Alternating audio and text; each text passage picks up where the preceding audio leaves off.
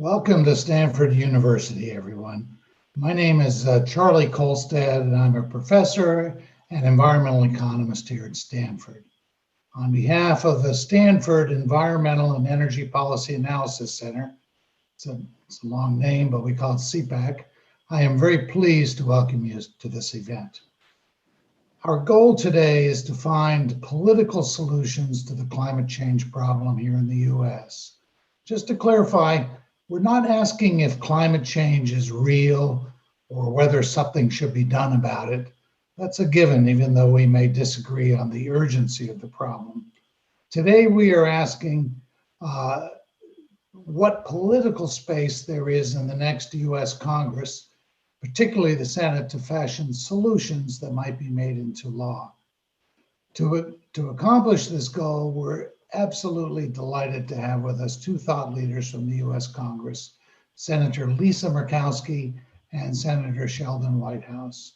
Neither is running for a re-election this year. Moderating their conversation is my colleague, Professor Larry Goulder, director of SEEPAC and one of the world's leading environmental economists. Senator Murkowski is a Republican from the great state of Alaska. Alaska is a macrocosm of the climate change issue, an energy-rich state with vast environmental resources and particular sensitivity to increases in global temperature. Senator Murkowski is a champion of both Alaskan and American issues in the Senate.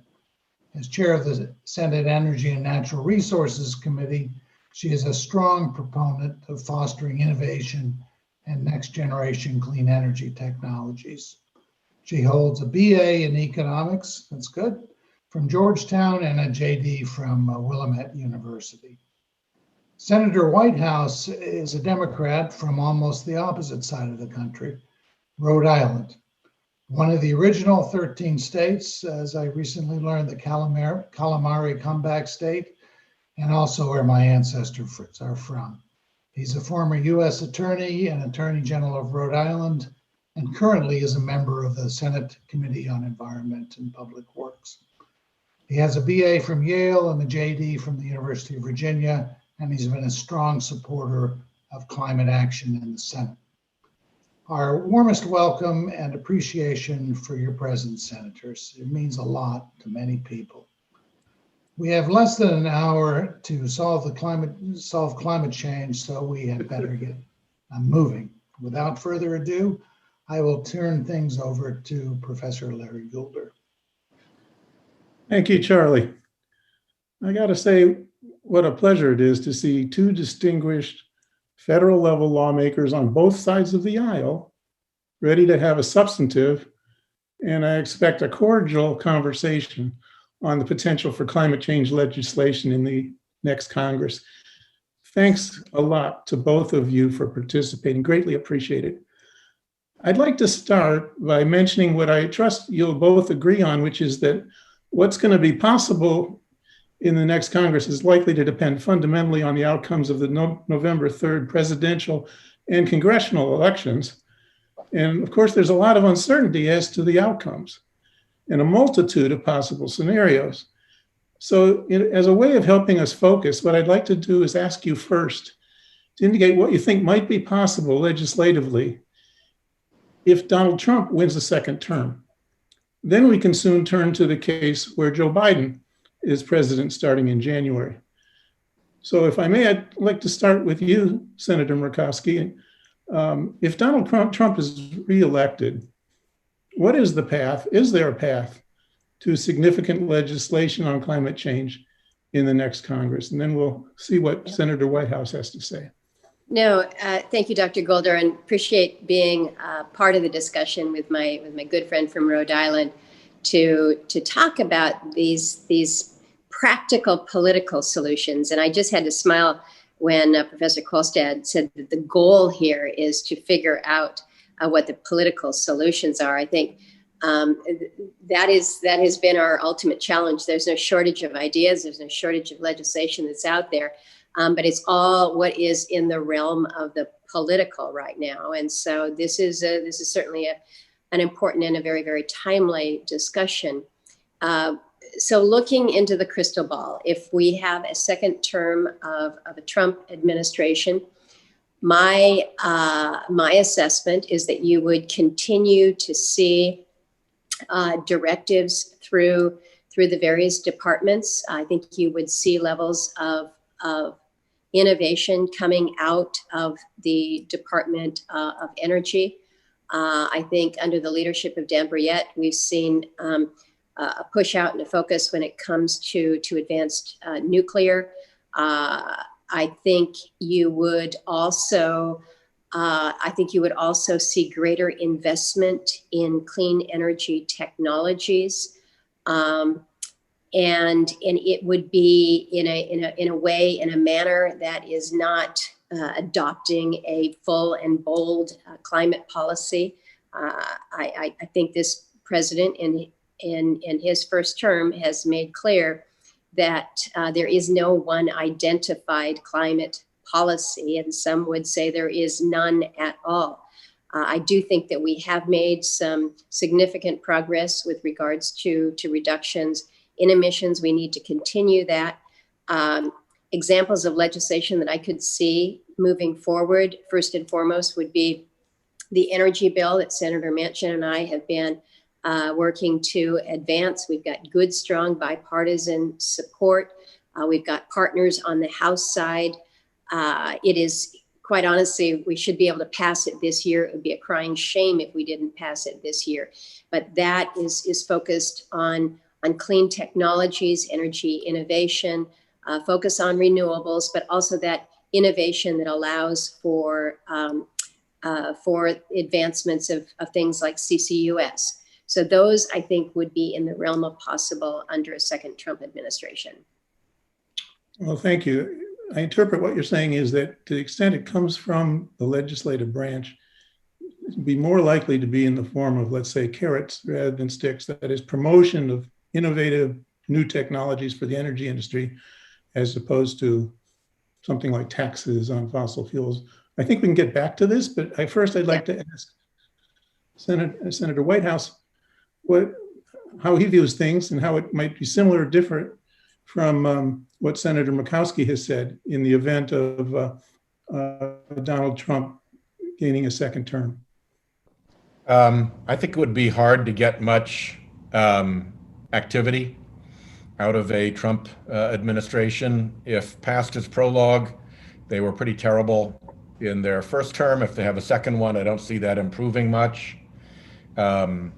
I think that the disrespect for science generally is augmented by a particular disrespect for climate science.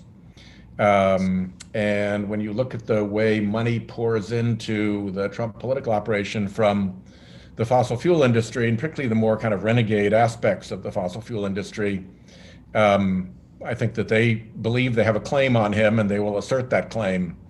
So I think that it'll be an uphill push in a Trump administration to get anything significant done. The good news is that there's a lot of bipartisanship on this issue that is emerging, and Chairman Murkowski is at the forefront of that. She's done a lot to lead on the energy bill. She's consistently tried to make it strong, even facing some internal resistance to the strength of the bill she's been trying to put together. She's been a terrific partner on oceans issues with me and with others. And some of that, like the blue carbon bill that she's proposed, has a lot to do with climate change using the oceans. So the day it miscasts the problem to say that this is a partisan divide. I think what this really is enormous industry influence that is still brought to bear very powerfully through a lot of the corporate engagement that corporate America has with Congress. And there's a significant chance that that reverses itself quite soon. The fossil fuel industry continues to maintain the apparatus of climate denial and obstruction that they have operated for over a decade now. It's kind of a great big covert operation to obstruct stuff in Congress, and that is going no place, despite some of the comments from the fossil fuel CEOs. They haven't backed off their political attacks at all. But on the other side, corporate America has been completely absent in Congress on climate change. They really don't lift a finger. Some of the biggest and best companies on climate are the tech companies, Silicon Valley, your part of the world. They lobby us through a group called TechNet, which is their trade association. TechNet just came in with a 13-page list of all of its priorities in Congress, never mentioned climate, never mentioned green energy, never mentioned renewables.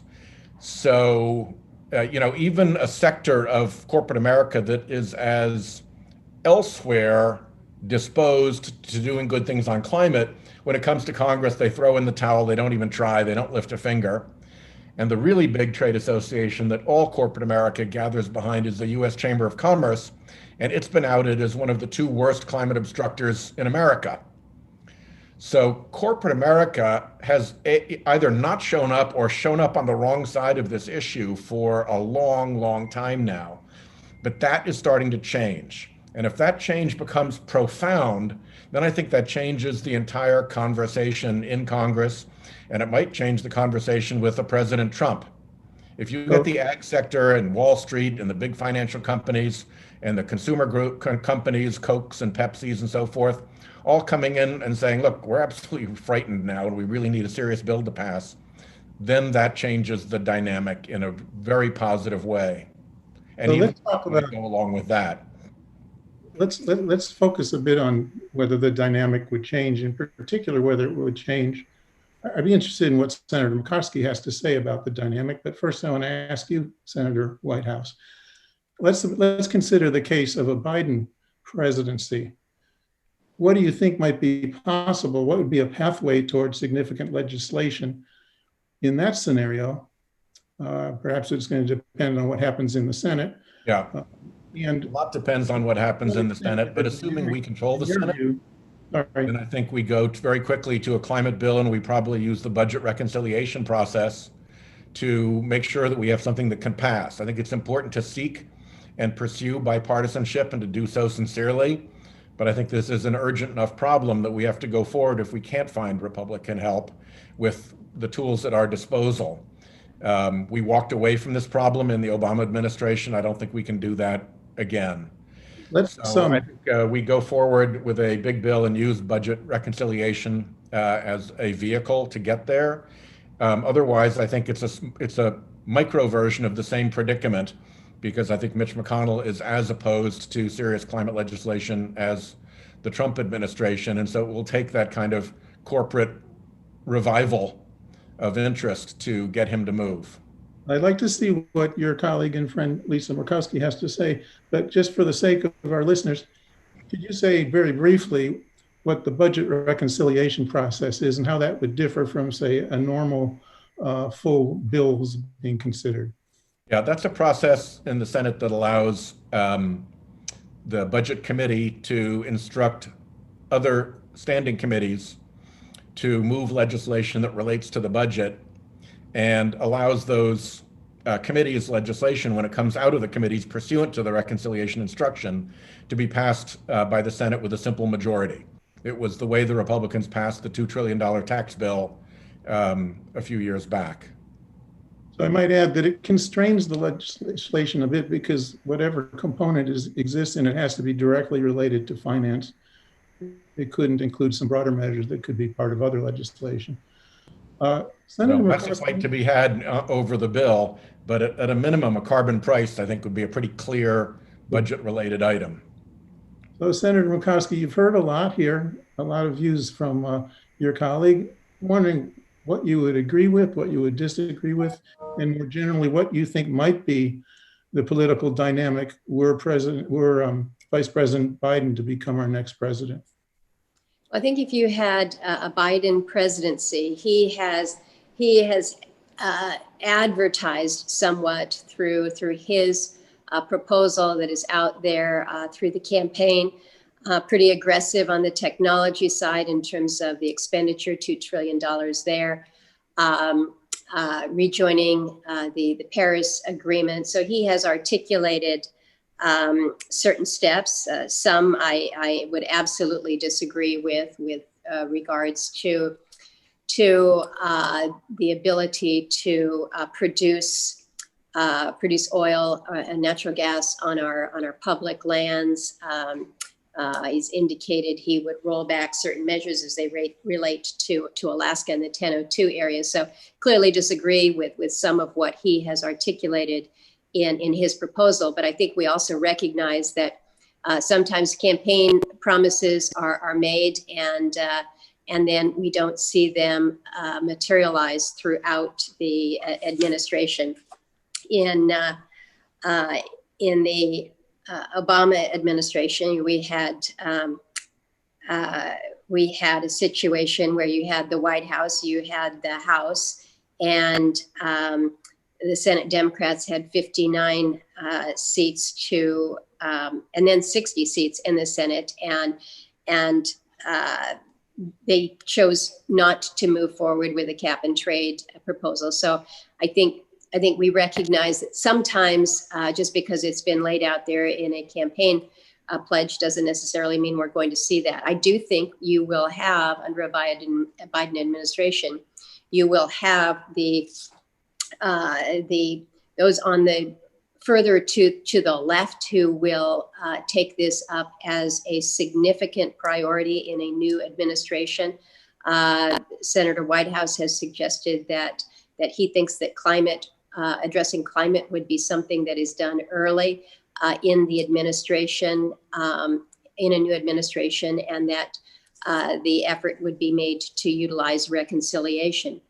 I guess I'm looking at what is politically attainable when it comes to climate, and I don't believe that anything that is advanced through the Congress and enacted into law that is not bipartisan is going to be enduring policy. I think if you have a situation where either through reconciliation or eliminating the filibuster rules for legislation, what you will have is a policy that is put in place for this administration, and then with every subsequent election following that, the Republicans will do everything within their power to erode it, repeal it. It will be the ACA all over again.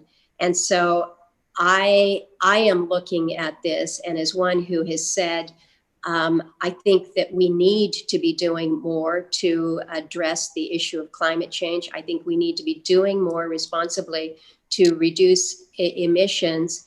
I think we need to be doing more to advance those technologies that are really going to move us into this cleaner, renewable energy future. I want to do that, but I don't want things to be so whipsawed that they just move back and forth between who is in control of the Congress and who is in control of the White House. If we're going to really address the reality of climate change, it has to be enduring policy, and I don't think that you get there through use of partisan tools like the filibuster, removal of the filibuster, and reconciliation.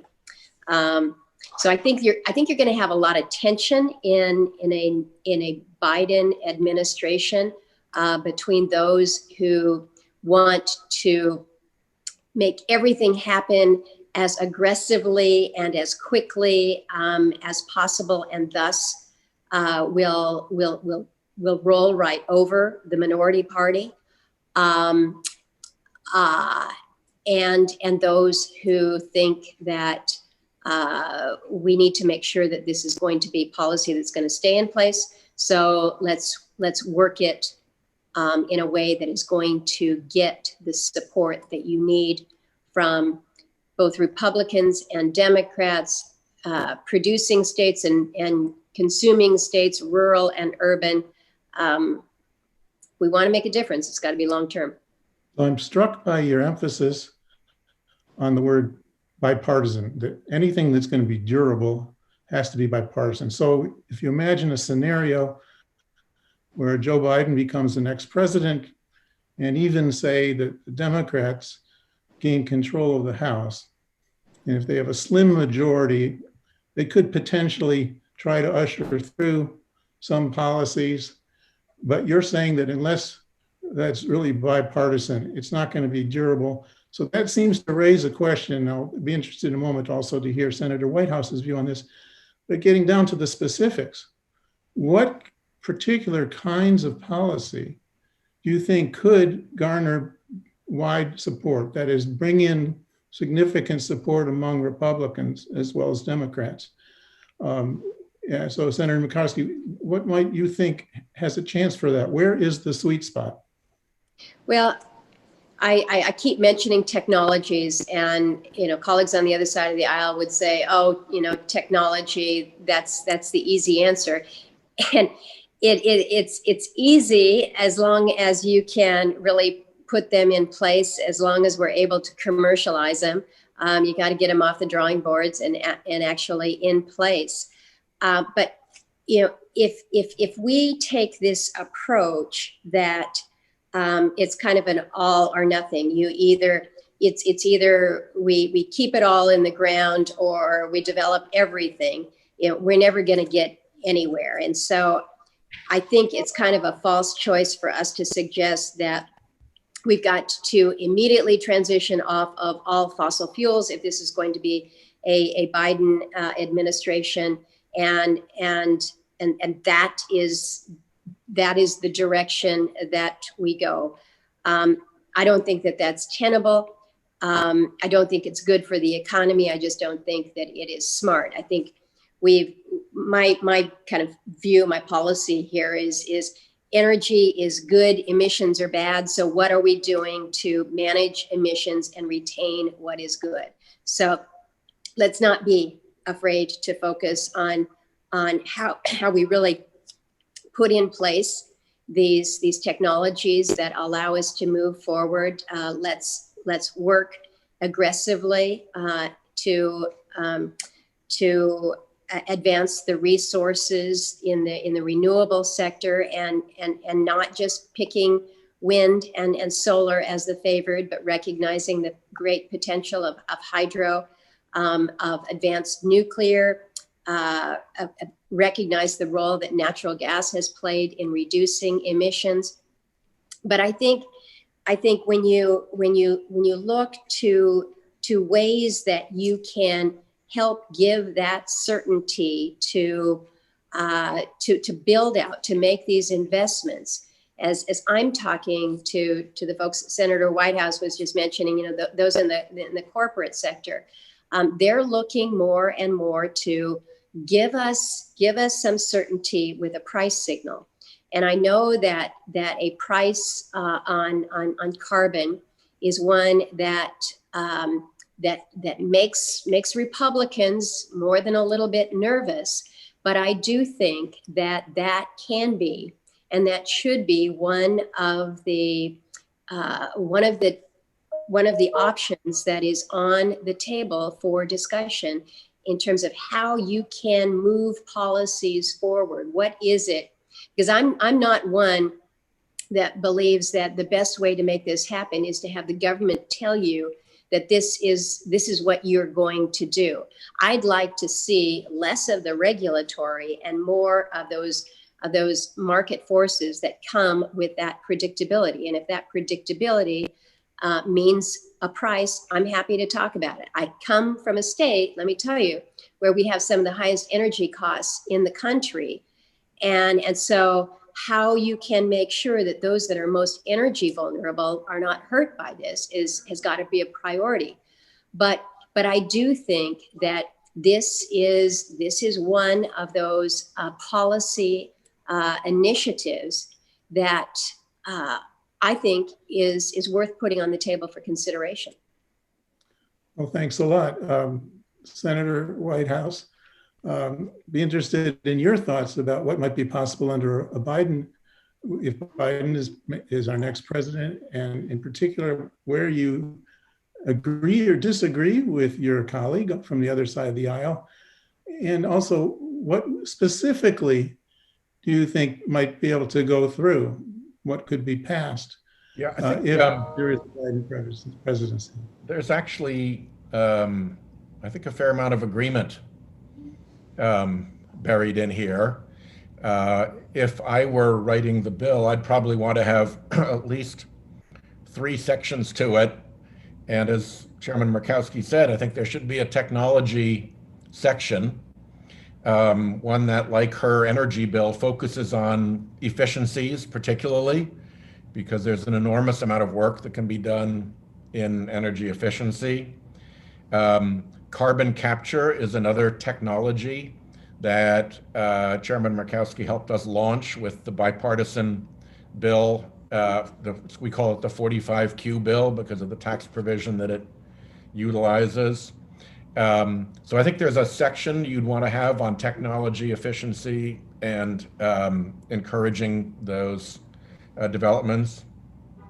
I think you'd want to have an infrastructure section for sure. Infrastructure is usually something that is bipartisan in a very big way. Modernizing the grid, protecting coastlines, dealing with a variety of the issues that the baked-in climate change is going to cause already. I think that's significant. And I would also go to carbon pricing as an area where there's been a lot of bipartisan signaling. A lot of the corporate sector that traditionally supports Republicans has gathered around carbon pricing.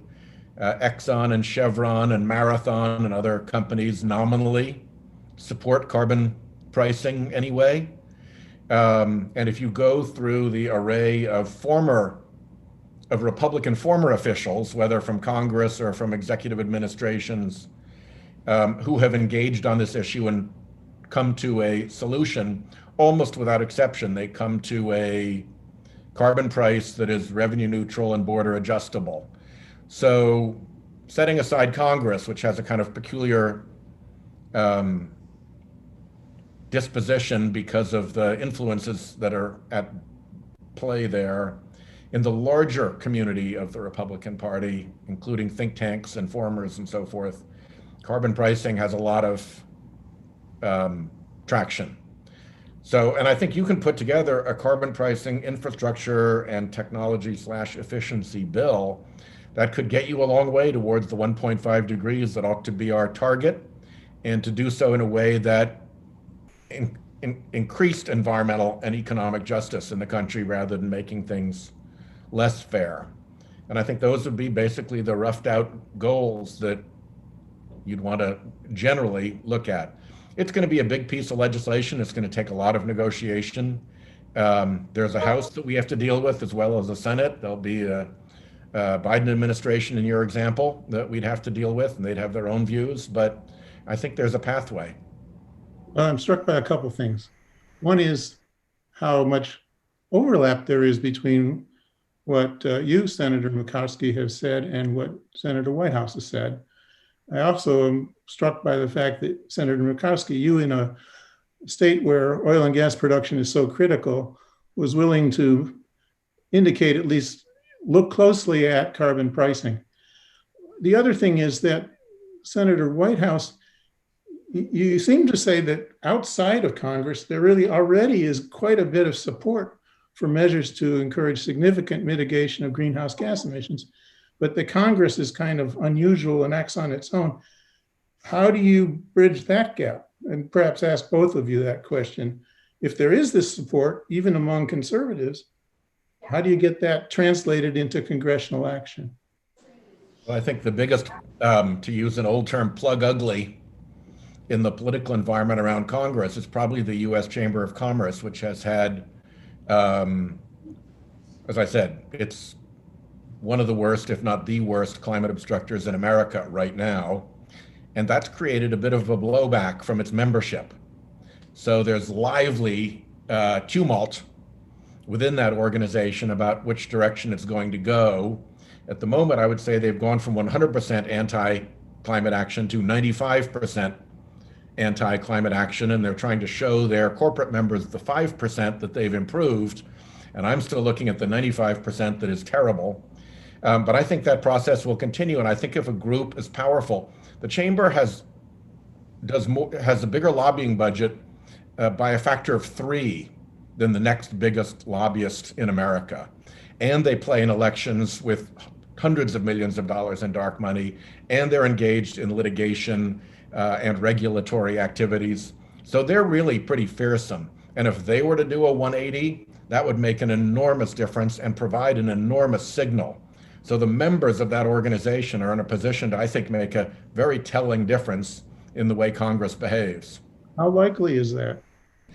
Some of them are getting mad as hell about being dragged into this. I mean, you've got companies there like Coke and Pepsi and United Airlines and Bank of America and, regular American companies that didn't like being tagged with being the supporters or board members of one of the worst climate obstructors in the country. I don't think the chamber had been very candid with them about what they were up to. So it came as an unpleasant surprise to some. And I think there's some genuine anger and outrage and a strong desire to fix that. I'll just jump in there though and remind that the U.S. Chamber has endorsed our American Energy Security Act, our energy bill. So that I think is a positive. I think it is indicative of the type of support that we've built within that bill. We've got input from over 70 different members of the Senate, and as Senator Whitehouse says, it's a good building block. And I think, Sheldon, as you kind of talk through the various titles of what you think could be politically palatable, I think a perfect base to begin is our energy bill. In fairness, we haven't updated our energy policies in over a dozen years now. And this is, in many ways, for some, this is just catching up. But yeah, we got to get caught up so that we can build off of it. I think what you have is, just some ideological differences out there. I think Republicans generally want to support free market policies. They're skeptical of anything that looks like it's federal intervention. They're skeptical of a high dollar amount. But I think it is fair to say that so many of my colleagues within the Republican conference are absolutely ready to support what they would consider to be common sense climate policies. They're concerned about the strength of the economy. They're concerned about the loss of grid reliability or energy security. And so all those have to be taken into account. But I do think that as we look, particularly in this time of COVID, and hopefully going to be moving to a post-COVID world soon, where we're really able to focus on how we can really work to rebuild this economy. As one who comes from an oil and gas and coal producing state, for us, development and jobs may mean something different than for the folks in Rhode Island, though. So again, how do you build a shared consensus on these important initiatives? And again, you're looking at it not only from the perspective of the environment and what we're doing to reduce our emissions, what we're doing to really move towards a cleaner energy future, but also how does it interplay with economic security and jobs? I think it has been good to see that that in the clean energy sector, this is one area now that we're seeing more jobs being created at this point in time. Initially, there was a pretty significant job loss in the clean energy sector, and that's been turned around. I think that is important. But I do think you're coming to a place where, again, we're not arguing about whether or not climate change is real. We just can't be arguing about that. We have to be moving forward. And Dr. Goulder, you made a comment there about that it might be somewhat unusual for me to mention some of these policies coming from a carbon producing state, if you will. Yes, that's the base of our economic sector is our oil industry. But we are also a state that is seeing the impact of climate change more readily on a daily basis than probably any other state out there. It's not a situation of getting, a severe weather, a storm like you may have down in the Gulf. Or for us, it is daily. You're seeing the permafrost. We're seeing the impact. We're seeing the change in the water temperatures, and it's impacting the fisheries and the communities that rely on them. So for us, this is a very pragmatic discussion that we need to have.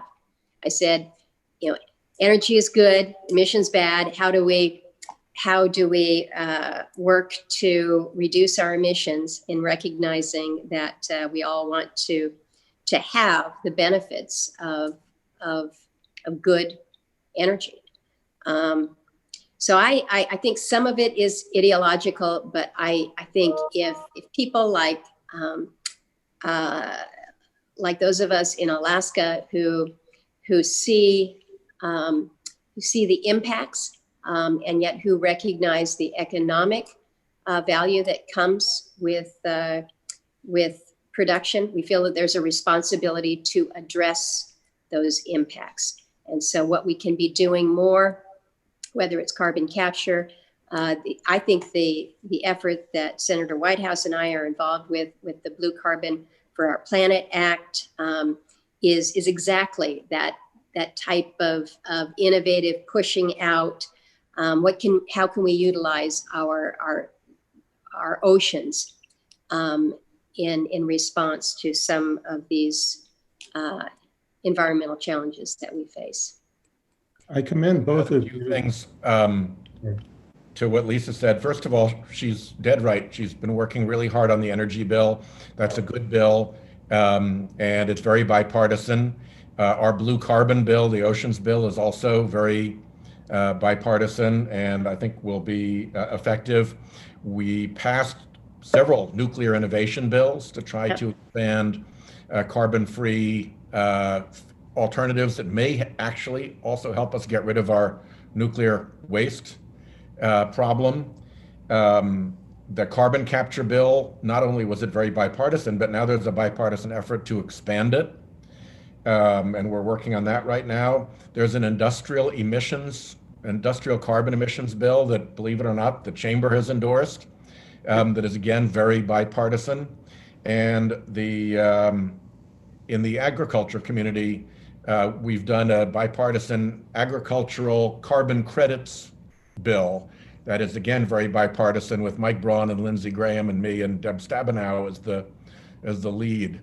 So you can look across, from oceans to nuclear to agriculture to industry to technology of carbon capture to the broader efficiency work of the energy bill. And there's actually quite a lot going on. It just doesn't add up yet to protecting us and staying within 1.5 degrees. But it's a lot better than 4 or 5 years ago when there was really a complete shutdown. And that emergence, I think, while not satisfying because it's not enough, is certainly hopeful that we can do enough. And I do agree. We'll do better if we can do this bipartisan. That's the best case scenario. Worst case scenario is we don't get anything done. So if we have to settle for partisan, I guess that's what we'll have to settle for. But I hope we can do it bipartisan. Thank you. I'm struck by how quickly time flies. We only have about 10 minutes left. So in order to economize, favorite word of us economists, I'd like to lump two questions together and invite you both to answer any combination of them. One connects to what you said about whether we'll get to the target. It's the question of boldness. Many scientists have said that we need to get to zero net emissions of greenhouse gases by 2050 or so, which means whatever emissions come out of smokestacks have to be offset by carbon capture. You have to get there in order to avoid colossal damages from climate change in the future. So my first question is there any chance that what you both suggest might be feasible is anywhere near what's necessary to be on the net zero path? Of course, you can also indicate whether you think that's a good path.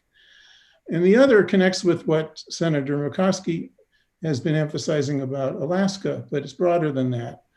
You know, there are different groups with different impact, different results or burdens from a climate policy like carbon pricing. And some people worry that a climate policy that would raise energy prices and impose an unfair burden on those least equipped to bear the burden, namely low-income households, is an issue of economic justice, environmental justice.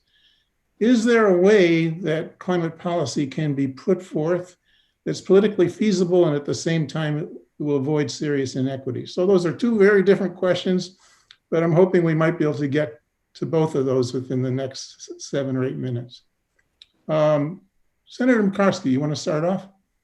Well, let me take your second question about the environmental justice and how we ensure that when we try to advance these policies to achieve these goals, and is net zero by 2050 a stretch goal? Yes. So much of it really depends on how much incrementally we can do. The fact that we haven't been able to even get our energy bill signed into law. We've talked about the good policies that are out there, but you actually have to get them implemented.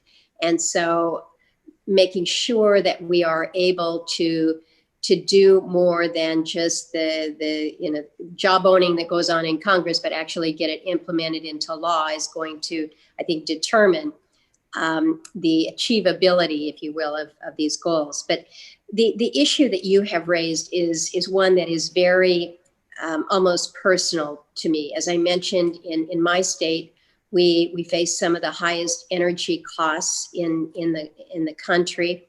There are so many communities in Alaska that are solely powered by diesel generators. And it is not the way to go, but it is the only thing that we have right now. We're working aggressively to find alternatives, whether it's small microgrids, and we're innovating and we're pioneering there. But when you're a community of about 550 people, you just can't put in, and you're not part of any energy grid. You're on your own little island. And it is hard and it is expensive, but we're making some progress.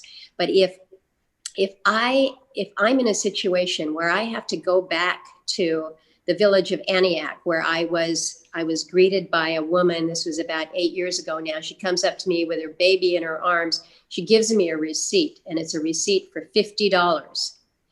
And it was for 5 gallons of home heating fuel. And she said, this week I chose to use my money to put stove oil in so I could keep the house warm. Next week, I'm going to use my money to buy formula for the baby that she was fostering. I can't go back to that woman in Antioch and say, you're now going to be paying $11 for your home heating fuel because it's for the good of the country, it's for the good of the world, and just this is the way it is. I can't do that. And so how we can work to address the impact that I think our low-income communities will suffer disproportionately if we are not careful in how we construct this. And so as I have had different organizations with different proposals come to me about, take a look at this, I share with them my story of the woman from Antioch and say, help me out, help me to make sure that it's not only her that is not going to feel like she's bearing the brunt of this, but other communities. We also have situations where you don't have the ability to switch to alternatives. In that community, maybe in 15, 20 years, they might have the ability to move off.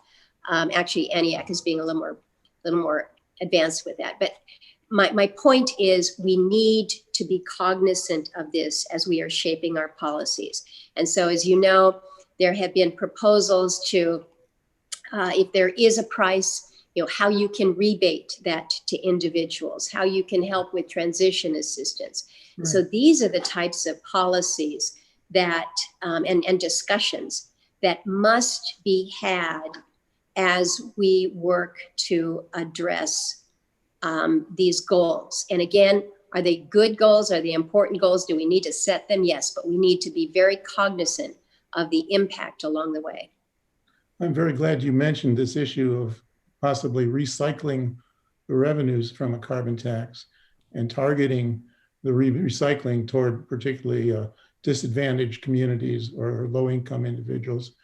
I'm wondering what the political viability of that is.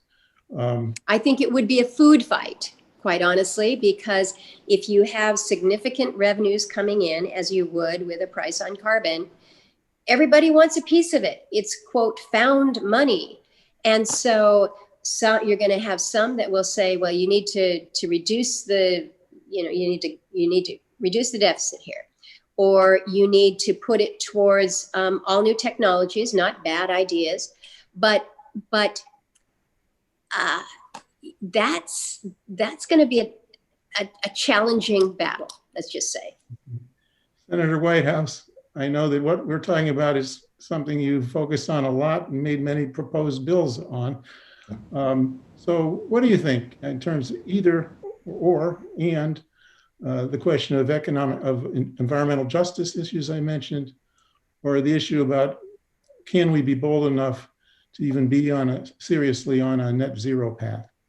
Well, let me answer the other question because I'm on board with Chairman Murkowski's foster mom from Aniak test to make sure that the way in which we do this doesn't further harm, disenfranchise, or make life difficult for people who already suffer those burdens. So that should be a kind of constant through this whole conversation. Do we need to get to net zero by 2030? Probably before then. I just don't know. When you're dealing with dangerous unknowns, prudence should be your watchword. And when you look at the warnings that are out there, when you look at Freddie Mac, which is not a green group, saying that there's going to be a coastal property values meltdown in the United States because of sea level rise, storm surge, and related threats, that mortgages are going to fail and insurance is going to fail and there'll be a crash worse than the 2008 mortgage meltdown. That's a pretty serious warning when, what is it now, 40 central banks around the world are warning of a carbon bubble crash that Stanford, I think, said is a $24 trillion hit to the world economy and is what economists mildly call systemic risk, meaning the whole damn economic system suffers when it falls. When you look at the insurance industry warning that, hold on everybody, we can't write insurance where we can't predict risk, and we're now getting into we can't predict risk. And when you look at the ag sector worried about supply chain catastrophes, you are looking at some very, very serious economic risks. And I'd add to that the reputational risk for the United States of America, a city on a hill that is not the leader in a problem like this that is going to cause not just the foster mom and Aniak, but poor people and indigenous people around the world to suffer immensely. The lost decade we've had has come at a terrible price for our national credentials and reputation. And we've got to reboot ourselves into international leadership on this and get it done. Well, I want to wholeheartedly thank both of you for your participation. I'm going to turn the Zoom controls onto my friend and colleague, Charlie Kolstad. But I think I will say, I think this has been very informative and inspiring and much appreciated. Charlie? Thank you, Larry. Let's see.